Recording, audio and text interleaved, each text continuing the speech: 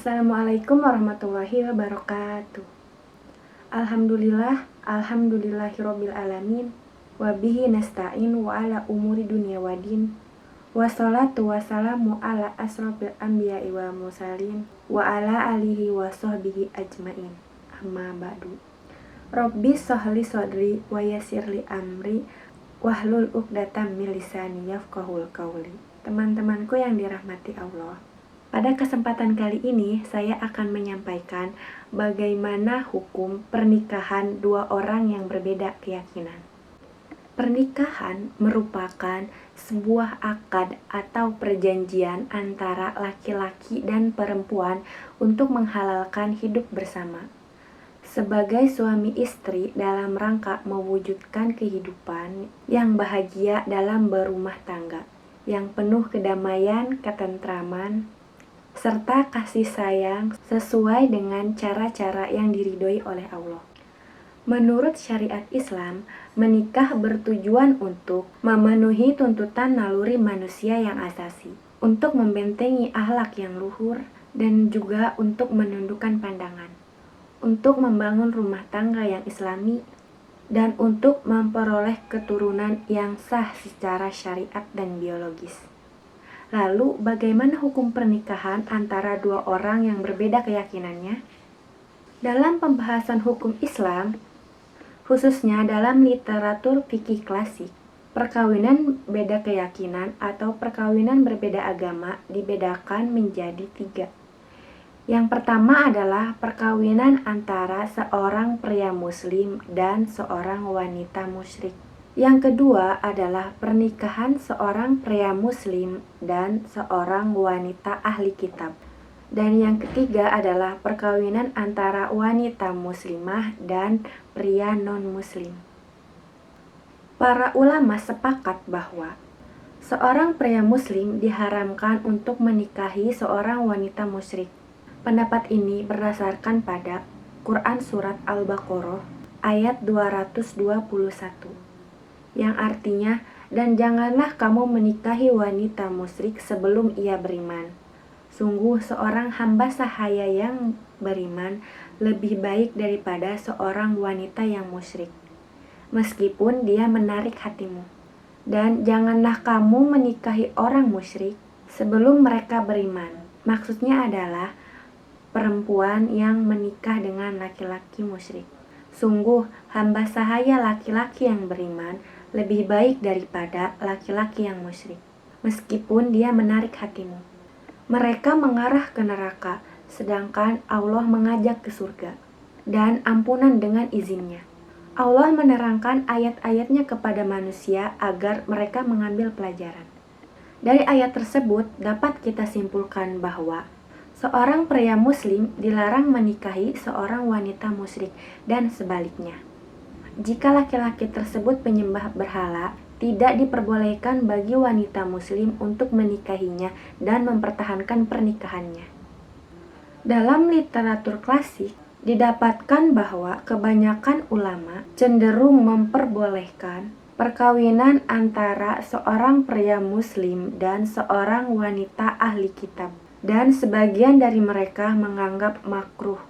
Hal ini merujuk kepada Quran Surat Al-Maidah ayat 5, yang artinya, pada hari ini dihalalkan bagimu segala yang baik-baik. Makanan ahli kitab itu halal bagimu, dan makananmu halal bagi mereka. Dan dihalalkan bagimu menikahi perempuan-perempuan yang menjaga kehormatan di antara perempuan-perempuan beriman dan perempuan-perempuan ahli kitab, dan perempuan-perempuan yang menjaga kehormatan di antara yang diberi kitab sebelum kamu, apabila kamu membayar mas kawin mereka untuk menikahinya, tidak dengan berzinah dan bukan untuk menjadikan perempuan piaraan.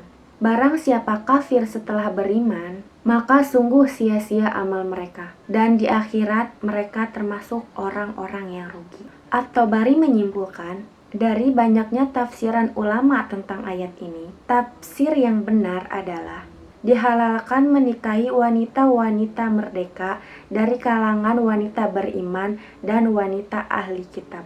Kata Al-Musannad bukan berarti wanita-wanita yang menjaga kehormatannya, tapi wanita-wanita yang merdeka. Beliau menyimpulkan bahwa menikahi wanita merdeka yang mukmin ataupun ahli kitab itu halal secara mutlak.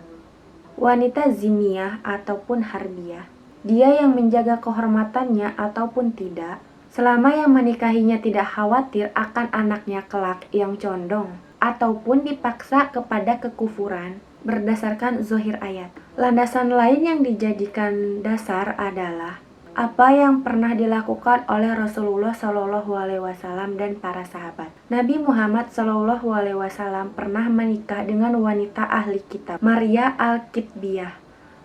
Utsman bin Affan pernah menikah dengan wanita Nasrani, Naila binti Al-Qarafisah Al-Kalabiyah. Huzaifah Al-Ayaman pernah menikah dengan seorang wanita Yahudi. Sementara sahabat pada waktu itu tidak ada yang menentang ataupun melarangnya. Para ahli hukum Islam berpendapat bahwa perkawinan antara wanita muslimah dan pria non-muslim dilarang oleh Islam. Jika suami tidak mempercayai adanya Al-Quran dan Nabi Muhammad SAW dengan tiada keimanannya terhadap Islam, menyebabkan menyakiti wanita muslimah dan meremehkan agamanya.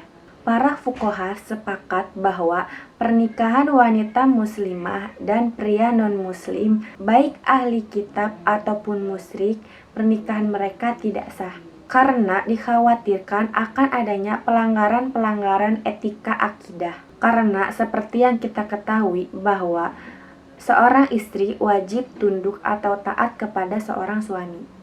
Sedangkan pernikahan pria muslim dengan wanita non-muslim ada perbedaan pendapat menurut para fuqaha, yaitu mazhab Hanafi berpendapat bahwa pernikahan antara pria muslim dan wanita musyrik hukumnya adalah haram mutlak. Pernikahan pria muslim dan wanita ahli kitab hukumnya adalah mubah.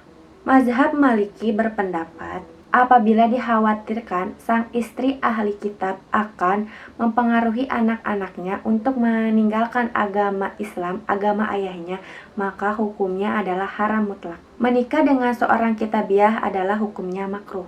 Jadi mazhab Imam Maliki berpendapat bahwa apabila tidak dikhawatirkan seorang wanita kitabiah mempengaruhi anak-anaknya untuk meninggalkan agama ayahnya, maka hukumnya makruh. Dan apabila dikhawatirkan, maka hukumnya haram mutlak. Mazhab Syafi'i berpendapat bahwa haram menikahi orang-orang Yahudi dan Nasrani setelah turunnya kitab Al-Quran. Dan mazhab Imam Syafi'i memperbolehkan menikahi wanita beda agama apabila wanita-wanita Yahudi dan Nasrani tersebut keturunan bangsa Israel dan tidak termasuk bangsa lainnya. Mazhab Hambali berpendapat bahwa haram menikahi wanita-wanita musyrik dan boleh menikahi wanita-wanita ahli kitab.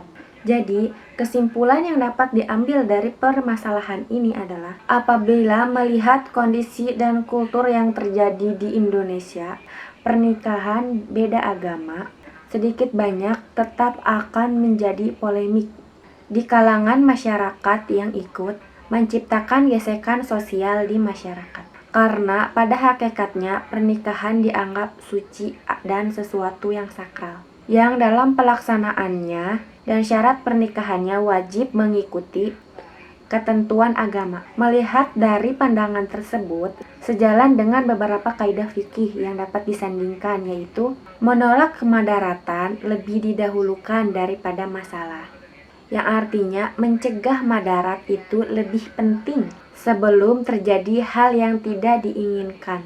Terlebih lagi, pernikahan merupakan akad yang kuat dalam rangka membina keluarga yang harmonis. Cukup sekian dari saya, kurang lebihnya mohon maaf. Wassalamualaikum warahmatullahi wabarakatuh.